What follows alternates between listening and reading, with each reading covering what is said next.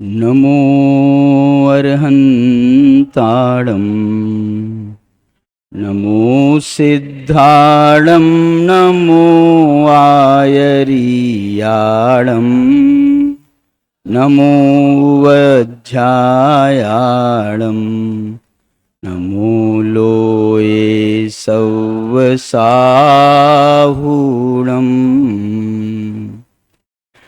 देखो आखिरी का ये जो चरण है ना, नमो लोए सब्ब साहुणम, जैसा मैं बोल रहा हूँ वैसा बोलो। तुम लोगों की थोड़ी आदत थोड़ी अलग है। नमो लोए सब्ब साहुणम, ये हुड़म शब्द नहीं बोलना है, हुड़म बड़ा ऊ की मात्रा है। बोलो नमो लोए, लोए पे जोर नहीं देना है, लोए पे जोर नहीं देना है। लोए सामान्य से बोलो, नमो लोए सव्व साहुणम।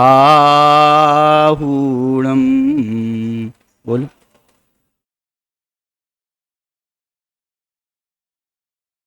फिर से नमोकार मंत्र। नमो अरहंताणम नमो सिद्धाणम नमो आयरीयाणम नमो वज्झायाणं नमो लोये सव्वसाहुणम्। हुड़म नहीं, हूड़म, ठीक है। अच्छा, कौन बताएगा 8वीं 9वीं 10वीं में से ये नमोकार मंत्र किसका मंगलाचरण है? अरे 8वीं 9वीं 10वीं वाले हो तुम लोग? अरे वाह, तुम बताओ। सटखंडागम कहाँ है? ये तो बैठे हैं सब, बैठो, शाबाश। ये जो नमोकार मंत्र है, ये सटखंडागम जो ग्रंथ अपन लोग आज जिसका अपन ने जुलूस निकाला था, शोभा यात्रा निकाली थी, इसका मूल मंगलाचरण है। माने इस ये जो ग्रंथ आपके सामने है, ये तो इसकी टीका भी है, इसमें टीका सहित है। ये टीका भी है, उसका हिंदी अनुवाद भी है, संपादन भी है, विशेषार्थ भी लिखा है। लेकिन ये मूल ग्रंथ जो है उसका नाम क्या है? सटखंडागम। सटखंडागम क्यों कहते हैं इसको? गोमट सार में मंगलाचरण में आता है, या एक एक गाथा आती है गोमट सार के संबंध में। क्या गाथा आती है मालूम? जय चक्केण य चक्की सखंडम साह्यम अविघ्नेन तह मई चक्केन मया साह्यम। वाह, क्या बात है!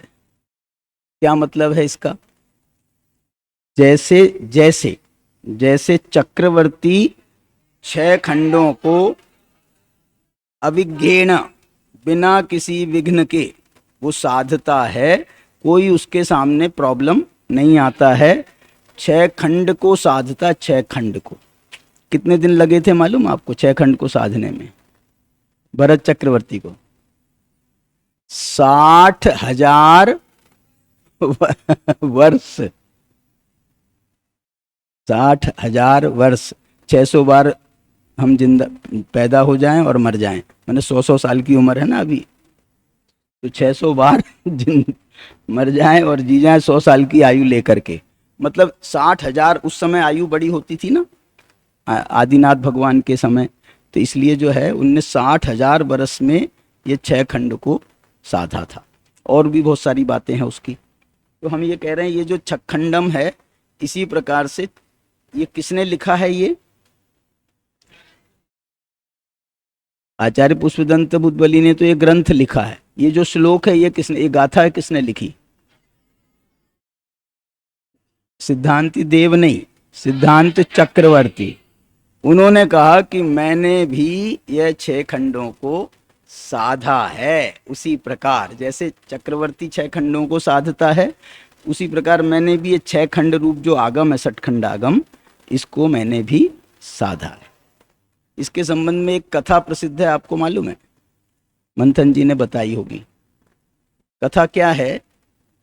एक बार श्रवण बेलगोला में, वहां पर नेमिचंद सिद्धांत चक्रवर्ती अपने संघ के सब साधुओं के साथ बैठ करके ये सठखंडागम का स्वाध्याय कर रहे थे। इतने में वहाँ के जो राजा थे, राजा मतलब उस समय, सुन लो मेरी बात, राजा जो थे वो राजा नहीं, राजा मंत्रियों को राजा कहा जाता था। तो ये चामुंड राय वहाँ के मंत्री थे, मंत्रियों को राजा कहा जाता है। और जो राजा साहब हैं बड़े वाले, उनको महाराजा कहा जाता है, ये मंत्रियों को राजा कहा जाता है। तो ये राजा जो हैं ये अपने सब साथियों के साथ में ये दौरे पर निकले थे। दौरे पे निकले, किसी ने बताया वो नेमिचंद सिद्धांत चक्रवर्ती जो आचार्य महाराज हैं वो वहाँ स्वाध्याय कर रहे हैं। तो उनने भी अपने सब साथियों को कहा कि चलो यार अपन भी बैठते हैं, थोड़ा सा देर अपन भी सुनेंगे। तो वो जैसे ही कमरे में प्रवेश किया और वो सिद्धांत चक्रवर्ती ने उनको देखा, वैसे ही उन्होंने अपना ग्रंथ बंद कर दिया। और बंद कर दिया और बंद करके जो है वो अपना फिर उनकी बोला, पधारो, आइए, बताइए कैसे आना हुआ वगैरह वगैरह, जो भी उनका समाचारी होती है। समाचारी समझते हो? समाचारी, समाचारी का मतलब है जो हमारा आगंतुक मेहमान आया है उससे हमने उसके दो शब्द बात करते हैं ना, आप कैसे हैं, हम कैसे हैं, आपका स्वास्थ्य ठीक है ना, स्वाध्याय से अच्छे से चल रहा है कि नहीं चल रहा है, ऐसा जो हम पूछते हैं इसको कहते हैं समाचारी।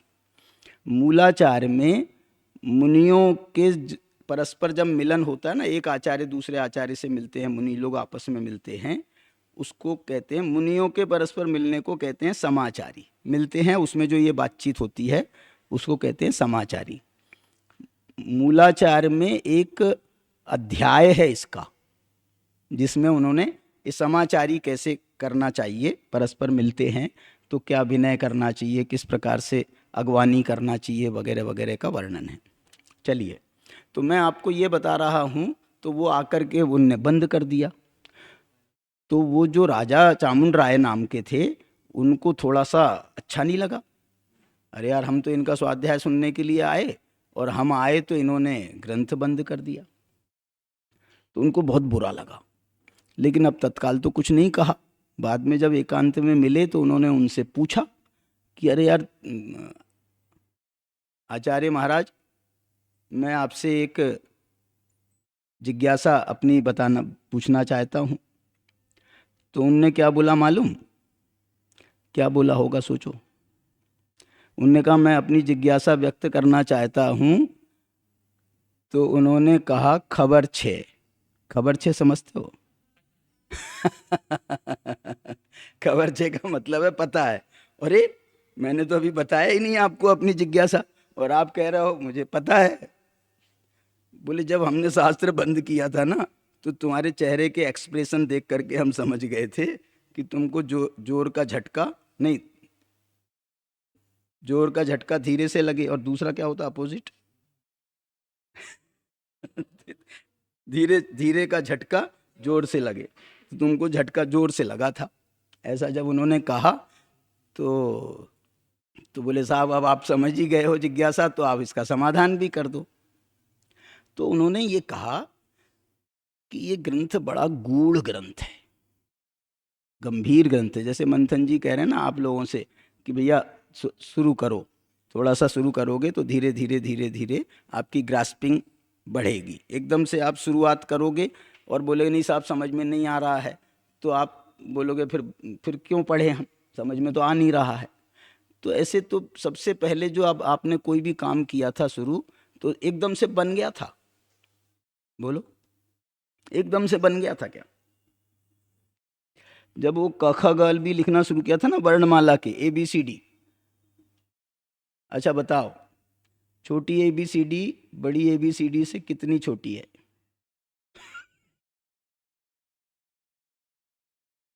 अच्छा ये बताओ छोटी ABCD से बड़ी ABCD कितनी बड़ी है? मैं तो आपसे ये कह रहा हूं, आपको सबसे पहले जब आपने ABCD लिखना चालू किया था बन गया था? है कैसा ऐसा, यहाँ वहाँ ऐसी लाइन जा रही थी, ए बना रहे थे तो वो ऊपर जा रहा था, वो ऐसा ऐसा चला गया था बिल्कुल ऊपर। मतलब रुकना नहीं आ रहा था ना, रुक करके ऐसे फिर बनाना था ना, तो वो जो है बन नहीं रहा था। लेकिन अब तुम लोग कैसे हो गए हो, अब तो एक्सपर्ट हो गए तुम बिल्कुल। तुम लोगों का सीबीएसई कोर्स है, बताओ, फिर तो एक्सपर्ट, तुम तो बोलने में भी एक्सपर्ट हो गए होगे। मेरे से मत बोलना बाबा। तो जो है ये जो अभ्यास जब है ना पहली भूमिका में, वो नहीं बनता है, ये बात पक्की है। लेकिन करत करत अभ्यास ते जड़मती होत सुजान, रसरी आवत जात ते सिल पर परत निशान। पत्थर में भी निशान पड़ जाते हैं, रसरी आवत जात थे, माने वो रस्सी है बिल्कुल कमजोरी है, रस्सी में कोई ज्यादा दम नहीं है, लेकिन वो रस्सी भी ऐसी घिसती घिसती घिसती घिसती वो पत्थर पे भी निशान पड़ जाते हैं। तो उन्होंने कहा कि साहब हमने इसलिए बंद कर दिया। तो फिर उनको एक दूसरी जिज्ञासा हुई। दूसरी क्या हुई थी बताओ? बोले साहब अब मैं आपसे एक प्रार्थना कर रहा हूँ, जिज्ञासा नहीं कर रहा हूँ, मैं प्रार्थना कर रहा हूँ। क्या प्रार्थना कर रहा हूँ कि अब ये जो ग्रंथ है इतना बड़ा विस्तार में ग्रंथ है और आप कह रहे हो हमारे समझ में नहीं आएगा, तो हमारी प्रार्थना ये है कि आप इसका थोड़ा सा शॉर्ट फॉर्म में छोटी सी कोई कुंजी बना दो इसकी, ताकि हम इसको समझ सकें। तो उन्होंने फिर ये गोमटसार जीव कांड, गोमटसार कर्म कांड, लब्धिसार, छपनासार, इसमें त्रिलोकसार नहीं आता है, त्रिलोकसार इसमें नहीं आता है।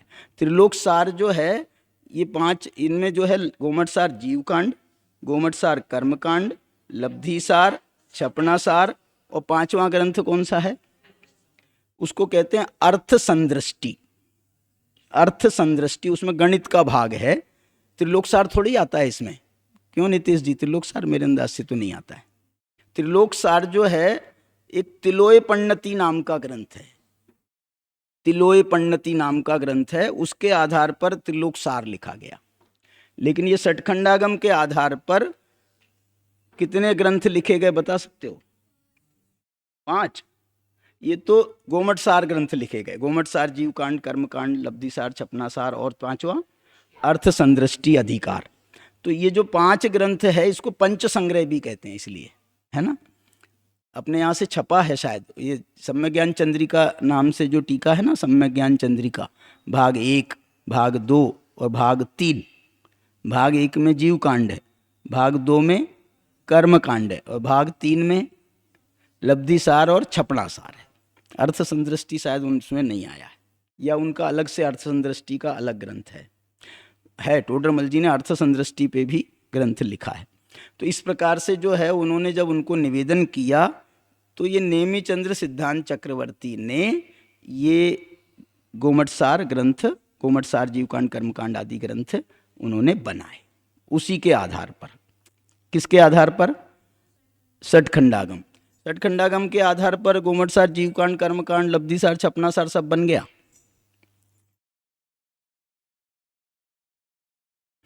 देखो इसका मैं थोड़ा सा आपको गणित बताता हूँ। ये आपने जो है ना ये 16 पुस्तकें लाए हो, ये 16 पुस्तकें हैं। अब ये पूरा है क्या नहीं मेरे को नहीं मालूम क्रम से, लेकिन ये पहला भाग है मेरे पास में। तो ऐसी 16 पुस्तकें हैं ये। तो ये सठखंडागम पर 16 पुस्तकों में ये धवला नाम की टीका लिखी गई सठखंडागम पर। टोटल धवला की जो टीकाएं हैं, टोटल धवला नाम से जो टीकाएं हैं, उनका जो प्रकाशन हुआ है वो कितनी पुस्तकों में हुआ है? टोटल 39। कितना? 39 पुस्तकें हैं ऐसी। कुछ पुस्तकें तो इससे भी बड़ी हैं। 39 पुस्तकें। उसके 3 विशेष विभाग हैं। कौन कौन से 3 हैं? एक धवला है, क्या है? दूसरा गलत, दूसरा है महाधवला। पहला क्या है? दूसरा क्या है? तीसरा क्या है? जय धवला। अब कारण पूछो कि ऐसा मैंने क्यों आपको टोक दिया, जय धवला के बाद में जय धवला क्यों नहीं बोला? हाँ, तो ये षटखंडागम के 6 खंड हैं, 6 खंड है ना। तो ये जो 16 धवला नाम से टीका लिखी गई है, 16 पुस्तकें जिसकी छपी हैं, ये उसके 5 खंडों पर है ये टीका, 5 खंडों पे। और जो 6वां खंड है वो महाबंध नाम का है। तो वो महाबंध पर जो टीका है वो महाधवला कहलाती है। क्या कहलाती है? तो महाबंध षटखंडागम का तो पहले कंप्लीट करना कोर्स। तो षटखंडागम में 5 खंडों पर 16 पुस्तकें। मैं आपसे पूछूंगा अभी, षटखंडागम में 5 खंडों पर 16 पुस्तकें और एक खंड पर 7 पुस्तकें हैं। उसमें कितनी? 7। उसको महाबंध कहते हैं और उसकी टीका को महाधवला कहते हैं। लेकिन ये महाधवला टीका में ज़्यादा विस्तार नहीं है। उसमें जो खुद सूत्र बनाए हैं पुष्पदंत भूतबली ने, वो ही इतने विस्तार के साथ में है कि उसकी टीका जो है सुगममेतत् सुगममेतत् सुगममेतत्, सुगममेतत् माने समझते हो? सुगममेतत् माने ये जो सूत्र है ये सुगम है, इसलिए हम इसकी टीका नहीं लिखते, बस इतना लिख देते हैं सुगममेतत्। तो वो जो है इसलिए बहुत विस्तार नहीं है महाधवला का। लेकिन वो 7 पुस्तकें छपी हैं। ये जो 16 पुस्तकें हैं ये छपी हैं ये जैन संस्कृति संरक्षक संघ सोलापुर से। ये जो है ना 16 पुस्तकें, ये कहाँ से छपी हैं? सोलापुर से। सोलापुर आप स्थान का नाम याद कर लो। महाराष्ट्र के कितने बच्चे हैं यहाँ पर? 1 2 3 4 5 6 बस। और अध्यापकों में भी है ना कोई महाराष्ट्र का? नहीं है। चेतन जी हैं महाराष्ट्र के, हैं? मंथन जी भी महाराष्ट्र के तो कहना ही पड़ेगा, मुंबई के हैं। तो पहले मुंबई अलग होता था महाराष्ट्र से। चलो, मेरे को आपको इतिहास भूगोल नहीं समझाना है। तो ये जो है ना 16 पुस्तकें हो गई। और महाबंध की 7 पुस्तकें हैं, वो इससे भी बड़े आकार में, बड़े आकार में हैं और बहुत बारीक टाइप में हैं। इससे टाइप उसका बारीक है। उसकी भी यदि पुस्तकें छपती ना ऐसे, तो वो भी 16 पुस्तकें हो जाती। लेकिन उनने 7 पुस्तकें बनी हैं महाबंध के नाम से। आपके यहाँ होगी शायद, महाबंध भी होना चाहिए लाइब्रेरी में। लाइब्रेरी में आपके यहाँ महाबंध भी होंगी। तो ये धवला और महाधवला मिला करके कितनी हो गई? 16 और 7। हेलो, नींद आ रही है? हेलो, खड़े हो। उसको समझ में नहीं आ रहा है। जो सो रहा था वो खड़ा हो जाए। जो मैंने सो रहा था माने आंख बंद हो गई थी जिसकी। चलो, वो खड़ा ही नहीं हो रहा तो अब मैं क्या करूं। चलो, तो ये जो है कितनी हो गई? 23। 16 और 7 23। अब कितनी बची 39 में से? 16 और बची। तो ये जो जय धवला टीका है ये इसकी पुस्तकें हैं 16। ये इसका प्रकाशन हुआ था यूपी में मथुरा से। मथुरा में एक संस्थान है, क्या नाम है उसका? मथुरा संघ ऐसे ही कुछ नाम है। तो वहाँ से जो है उसकी 16 पुस्तकें जय धवला। जय धवला क्या है? किसकी टीका है? ये षटखंडागम की टीका नहीं है। षटखंडागम की टीका 16 + 7 बस इतनी है। षटखंडागम पूरा हो गया ना, 5 खंड उसमें हो गए, 6ठा खंड उसमें हो गया। तो जो जय धवला टीका है वो षटखंडागम की नहीं है। काय की है? कषाय पाहुड़। कसाय पाहुड़, कषाय पाहुड़ नहीं, कसाय पाहुड़। कौन सा श आएगा? शक्कर का आएगा क्या सरोते का आएगा? सड़क का। कसाय ये प्राकृत का शब्द है। प्राकृत में कसाय शब्द बनता है। कषाय जो है ये संस्कृत में बन जाएगा, हिंदी में बन जाएगा। कषाय माने षटकोण वाला सा। तो ये कसाय पाहुड़ है। तो ये कषाय पाहुड़ जो है, कसाय पाहुड़ जो इसकी टीका जो है वो जय धवला है। अब ये हो गया, आपको समझ में आ गया? बता सकते हैं आप धवला टीका किसकी टीका है? धवला टीका की कितनी पुस्तकें हैं? 16 पुस्तकें हैं। काय पर टीका है ये? षटखंडागम पर है कि पंचखंडागम पर है? षटखंडागम के 5 खंडों पर है। अच्छा, और महाधवला टीका किसकी है? छठा खंड का क्या नाम है? देखो 5 खंडों के क्या नाम है, याद है किसी को? 5 खंडों के नाम मेरे को नहीं है याद, आप बताओ बेटा।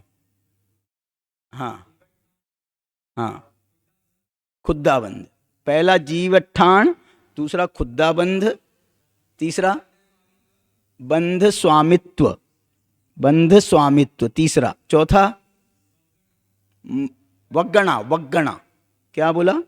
वग्गणा खंड, वग्गणा खंड, खंड लगा दो, जीवठान खंड, दूसरा खुद्दाबंद खंड, तीसरा बंध स्वामित्व खंड, चौथा वग्गणा खंड, और पांचवा है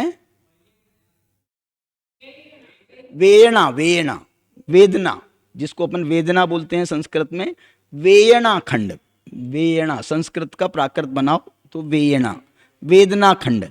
ठीक है, तो ये 5 खंड हो गए। और 5, छठा खंड कौन सा है? महाबंध है। तो इन 5 खंडों पर ये 16 पुस्तकें हैं। तो इसका नाम है धवला और उसका नाम है महाधवला, टीका का नाम और ग्रंथ का नाम है, खंड का नाम है महाबंध। अब कषाय पाहुड़ जो है उसकी कितनी पुस्तकें छपी हैं, उसकी टीका कौन सी है? टीका है जय धवला और पुस्तकें हैं 16, 16 पुस्तकों में ये जय धवला है। अब जब हम पूछ रहे हैं अब नेमिचंद सिद्धांत चक्रवर्ती से, प्रभु आपने जो है ये गोमटसार आदि ग्रंथ बनाए, गोमटसार जीवकांड, गोमटसार कर्मकांड, लब्धिसार, छपणासार और अर्थसंदृष्टि, आपने ये जो ग्रंथ बनाए, ये ग्रंथ किसके आधार पर बनाए? किसके आधार पर बनाए? धवला के आधार पे बनाए कि महाधवला के आधार पे बनाए कि जय धवला के आधार पे बनाए? बोलो। सबका सार लेकर, थोड़ा सा डिवीजन करके बताओ, किसका सार लेकर के क्या बनाया? किसका सार लेकर क्या बनाया? धवला की जो 16 पुस्तकें हैं, ठीक है, उसके आधार पर बनाया है जीवकांड। ये मुख्यता की अपेक्षा से समझना, मुख्यता की जीवकांड, ठीक है। और दूसरा जो है कर्मकांड, ये बनाया है महाबंध की अपेक्षा, महाबंध को का संक्षेप किया महाधवला, महाधवला का संक्षेप काय में हुआ? गोमटसार कर्मकांड। और लब्धिसार और छपणासार ये काय से बने? ये जय धवला माने कसाय पाहुड़, कसाय पाहुड़ की टीका लेना पड़ेगा, क्योंकि कसाय पाहुड़ तो बहुत छोटा ग्रंथ है। कसाय पाहुड़ में 180 गाथाएं हैं और बाद में कुछ गाथाएं और ऐड हुई वो चूर्णी में, तो शायद कितनी है 40-44 कुछ गाथाएं हैं, तो 218 ऐसी कुछ गाथाएं हैं कुल मिलाकर के, 218 नहीं 224 ऐसी इतनी ही हैं। उसके आधार पर कर्मकांड में तो 700-800 गाथाएं हैं, तो वो जो है उन्होंने टीका का भी सहारा लेकर के उसका विस्तार किया है। ठीक है, धवला, महाधवला और जय धवला। ठीक है, अर्थ संदृष्टि क्या चीज़ है मालूम? इसमें क्या है, बहुत सारी चीज़ें अंकों से, गणित भाग है इसका, गणित भाग है, तो उसको अंक संदृष्टि कहते हैं, गणित भाग को। और इसमें कई जगह पर वो उसका प्रयोग किया गया है। किसका बोलते हैं? जैसे अपन गणित में क्या बोलते हैं, ट्रिग्नोमेट्री वगैरह में वो बोलते हैं अल्फा बीटा गामा वगैरह, तो उसमें कुछ और चिन्ह हैं, उन चिन्हों का प्रयोग जब किया जाता है तो वो बनती है अर्थ संदृष्टि। चिन्हों का प्रयोग करने से बनती है अर्थ संदृष्टि, और अंकों के माध्यम से जो बनती है वो अंक संदृष्टि बनती। इस प्रकार से ये जो षटखंडागम ग्रंथ है, जिसका अपन ने ये बहुत बड़ा प्रोसेसन निकाला, शोभा यात्रा निकाली, भगवान जी को दिखा करके आए हैं अपन वहाँ पर, माइलस्टोन के भगवान जी को, तो जो है ये एक इसका, ये सिर्फ दर्शन की चीज नहीं है। क्या बोला? दर्शन की चीज नहीं है, ये अध्ययन की चीज है, इसका स्वाध्याय करना है। इसका ये नहीं सोचना अरे यार हम खोलेंगे पढ़ेंगे तो किताब पुरानी हो जाएगी, कभी कदाचित फट भी जाएगी, कुछ हो जाएगा, तो ये सोच के तुम जो है बोले साहब नहीं इसको तो ऐसे ही रहने दो, ऐसे रहने दोगे तो फिर जो है वो ये उसका उपयोग होगा, सच्चा उपयोग? ऐसे ही रखने में उसका विनय है या पढ़ने में उसकी विनय है? किताब फटती हो तो फट जाने दो, चिंता नहीं करो, नहीं आ जाएगी, समझ गए? लेकिन जो है ये जानबूझ के फाड़ना नहीं, लेकिन धीरे धीरे पुरानी होगी तो वो तो, इसलिए जब पुरानी चीज होती है वो ज्यादा वैल्यू की होती है कि नई चीज ज्यादा वैल्यू की होती है? पुरानी चीज जो है उसमें अनुभव की छाप लग जाती है। मैंने इसको अनेक लोगों ने पढ़ा है, इतना महान ग्रंथ होगा। पूजा की किताबें सबसे ज्यादा फटी मिलती हैं, क्यों? क्योंकि उनका उपयोग सबसे ज्यादा होता है। तो इस प्रकार से ये जो ग्रंथ है ना, इनका आपको अध्ययन करना है। भले ही आपके यहाँ गोमट सार वगैरह तो कोर्स में भी है, तो आप थोड़ा सा उसका आइडिया तो आपको। इसकी टीका जो लिखी है ना, धवला टीका, जो वीरसेन स्वामी, किसने टीका लिखी है इसकी? वीरसेन स्वामी। और बाद में जो है उनका शायद देहावसान हो गया या जो भी हुआ, स्वास्थ्य उनका अनुकूल नहीं रहा, तो उनके शिष्य थे। क्या नाम था उनका? उनका नाम था जिनसेन स्वामी, जिनने आदि पुराण बनाया है। वो जिनसेन स्वामी ने उसको पूरा किया है। तो ये धवला टीका कितने 60,000 श्लोक प्रमाण है, तो इसमें से 40,000 श्लोक प्रमाण तो वीरसेन स्वामी की है, और शायद 20,000 श्लोक प्रमाण वो जिनसेन स्वामी की है। तो अब देखना इसमें कहाँ पर है, जय धवला में है या धवला में है? जय जय जय धवल तो पूरा उनका है, धवला जो है ये पूरा तो इनका है, वीरसेन स्वामी का। और जय धवल में वो तो दोनों की मिलकर के टीका है उसमें। और महाधवल में तो टीका की वास्तव में जरूरत ही नहीं है, लेकिन जो टीका उपलब्ध है वो किसकी है महाधवल के नाम से? वो शायद जिनसेन स्वामी की होना चाहिए, या पता नहीं मेरे को भी। तो आप थोड़ा स्टडी कर लेना। तो ये जो है ये आपको इसका अध्ययन करना है। उसके पहले आप गोमट सार का अध्ययन कर सकते हो, कर चुके हो बहुत सारे बच्चों ने, तो जो है आप इस पर आप जा सकते हो। हमारे जयपुर में अभी पास आउट हुआ एक लड़का, उसका नाम है हर्ष। क्या नाम है? हर्ष फुटेरा का लड़का है वो अभी मतलब पास आउट हुआ इसी साल, मैंने 20 साल की उम्र है उसकी। अभी वो हमारे साथ में गोमट सार का शिविर था कुंभोज बाहुबली में, तो हम लोग वहाँ पर थे, मंथन जी भी थे वहाँ पर। तो वहाँ पर सबसे ज़्यादा प्रशंसा उसकी हुई। क्यों हुई प्रशंसा सबसे ज़्यादा? बोले हम तो सब सफ़ेदी वाले थे, बूढ़े हो गए, लेकिन जो है वो तो अभी 20 साल का लड़का, और ऐसी फटाफट बात कर रहा था। कभी प्रश्न भी पूछता था तो ऐसे पूछता था, साहब वहाँ पर ऐसा लिखा है और धवला में ऐसा लिखा है और गोमट सार में ऐसा लिखा है, ये बात हमारे समझ में नहीं आ रही, ये बहुत कंफ्यूज हो रहा है। तो ऐसा प्रश्न पूछता था। तो वो महाराज बैठे थे, वो सब लोग बैठे थे, उन लोग बहुत जो है उसके प्रश्नों से आश्चर्यचकित होते थे। अरे यार क्या बढ़िया इसका अध्ययन हुआ है। उसने अपने पूरे अध्ययन काल में ये पूरी पुस्तकें धवला की, उसने सारी पुस्तकें पढ़ डाली, अध्ययन काल में ही सारी पुस्तकें पढ़ डाली। तो आप लोग भी जो हैं इससे प्रेरणा ले सकते हैं, और जो है इसको आगे बढ़ाना चाहिए हमारे को। देखो हमारे को 2 चीज़ों को विशेष हैं हमारे लिए, शास्त्री जो कर रहे हैं या आप लोग जो 8th 9th 10th में हैं, आगे जाकर के शास्त्री करने वाले हो, इसमें हमको 2 चीज़ें मुख्य रूप से अध्ययन में आनी चाहिए। वो है एक तो ये सिद्धांत, इसको आगम भी कहते हैं। क्या बोलते हैं इसको? सठखंडागम उसका नाम ही है, सठखंडागम, तो इसको आगम कहते हैं। तो इसी शैली के जो ग्रंथ हैं गोमट सार आदि, ये जो हैं ये आगम ग्रंथ कहलाते हैं। और दूसरा पार्ट है अध्यात्म ग्रंथों का, जिसको परमागम कहा जाता है। इनको आगम कहते हैं और उसको परमागम कहते हैं। आगम के द्वारा हमारी जो बुद्धि है, वस्तु स्वरूप है, वो हमारे दिमाग से क्लियर होता है, और अध्यात्म के द्वारा हमको सीधा मोक्ष का मार्ग हाथ पर मिलता है, वो प्रयोजनभूत है।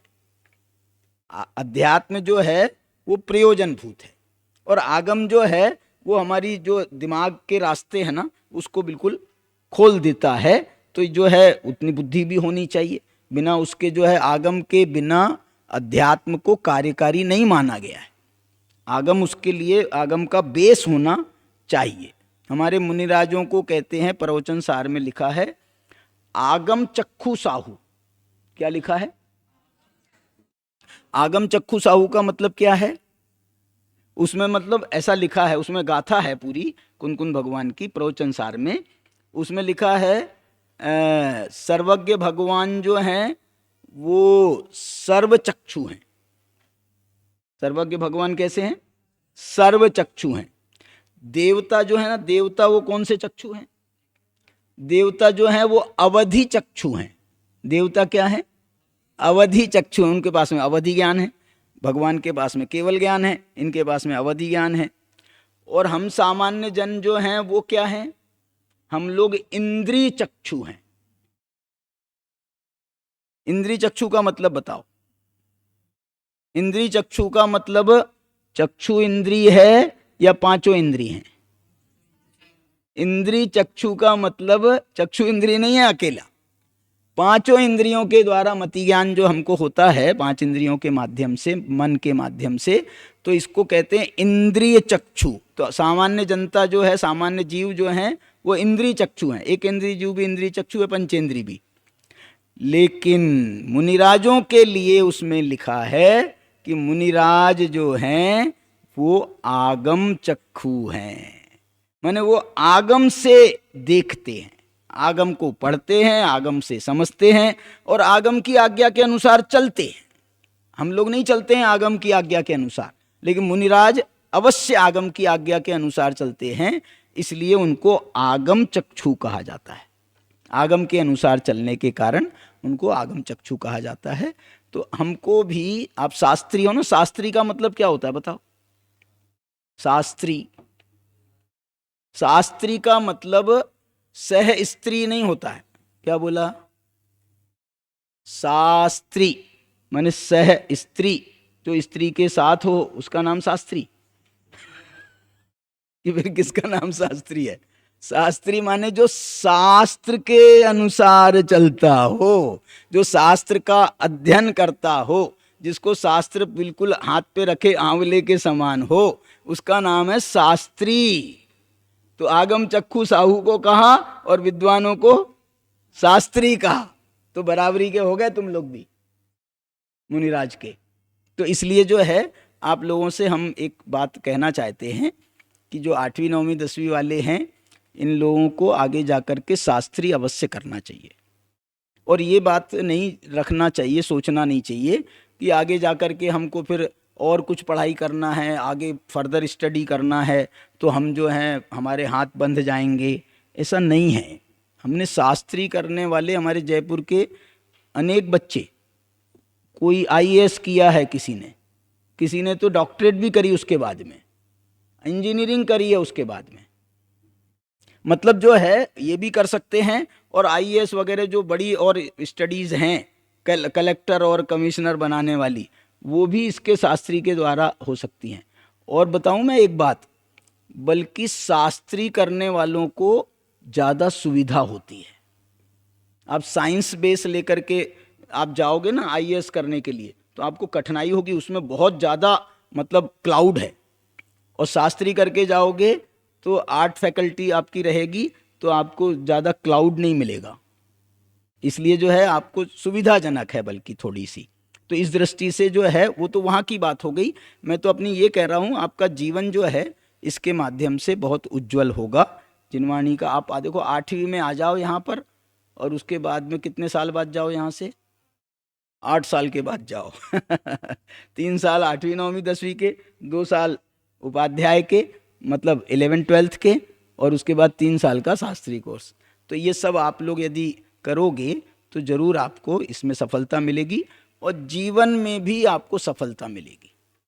आप जीवन में करोड़पति बनोगे क्या नहीं बनोगे मेरे को नहीं मालूम, लेकिन आप अपने स्वभाव से, जीवन की शांति से, संतोष से आप जो है एक बहुत अच्छे आदमी अवश्य बनोगे, इसकी गारंटी है। इसलिए हमको जो है ना ये बहुत हाव हबड़ की शिक्षा में जाने की वास्तव में ज़रूरत नहीं है, लेकिन आप अपना दिमाग खराब करना चाहो तो करो, उसके लिए तो कोई मनाही नहीं है, लेकिन इसमें आपको जीवन जो है बहुत शांति से बीतेगा, जीवन में कोई प्रकार का कष्ट नहीं है। और आपके पास में उसके बाद भी 3 साल का भी अध्ययन करके जाओगे ना तो अच्छे संस्कार मिलेंगे, इसमें कोई दिक्कत नहीं है। 3 साल का अध्ययन भी करने के बाद में अच्छे संस्कार लेके जाओगे। लेकिन यदि उपाध्याय और शास्त्री का कोर्स भी करोगे तो इससे आपको और इसमें डेप्थ मिलेगी। और जैसा हमारे सभी आपके अध्यापक कह रहे हैं, मंथन जी कह रहे हैं, नितेश जी कह रहे हैं, आप लोगों को इसका विशेष विशेष अध्ययन अवश्य। देखो एक बात बताऊं, हमको 50 साल हो गया इस फील्ड में, 50 साल हो गया। 77 में तो हम जयपुर में भर्ती हो गए थे, 48 साल तो हमारे एडमिशन को हो गए, फर्स्ट बैच के हम विद्यार्थी हैं। 77 से अभी 25 चल रहा है, 48 साल तो इसको हो गए। और 2 साल इसके पहले हम नागपुर में भी हमारा अध्ययन वगैरह, और पहले से बल्कि 3 साल पहले से 50 साल इस फील्ड में हो गए। लेकिन हम अपने आप को इतना सुखी संपन्न समझते हैं, इतना संतोष है हमको अपनी लाइफ के साथ में, उसका हम आपको अनुभव दे सकते हैं कि ये जीवन जो है, मैंने तो धंधा व्यापार भी जो है 10-5 साल किया है बस कुल मिलाकर के। 97 में से तो मैं रिटायर हूँ, बूढ़ा तो अभी हुआ हूँ मैं 2-4 साल में, लेकिन रिटायर मैं 97 में हो गया था, मैंने आज से 28 साल पहले, 27 साल पहले। इसलिए जो है ये जीवन बहुत शांति से जाता है। अपना अध्ययन करो, मनन करो, चिंतन करो, जिनवाणी की आराधना करो, शास्त्रों के काम करो। अपने इतने हस्तलिखित ग्रंथ हजारों की संख्या में यहाँ वहाँ बिखरे पड़े हैं, उनका उद्धार करने का काम, जीर्णोद्धार करने का काम, उनका अध्ययन करो, उन पर फर्दर स्टडी करो, पीएचडी करो, वगैरह वगैरह। जो है बहुत सारा काम बाकी है जो आप लोगों की राह देख रहा है, तो आप लोग अवश्य इस फील्ड में आएँ। इतना कह करके मैं अपनी बात पूरी करता हूँ। चलिए।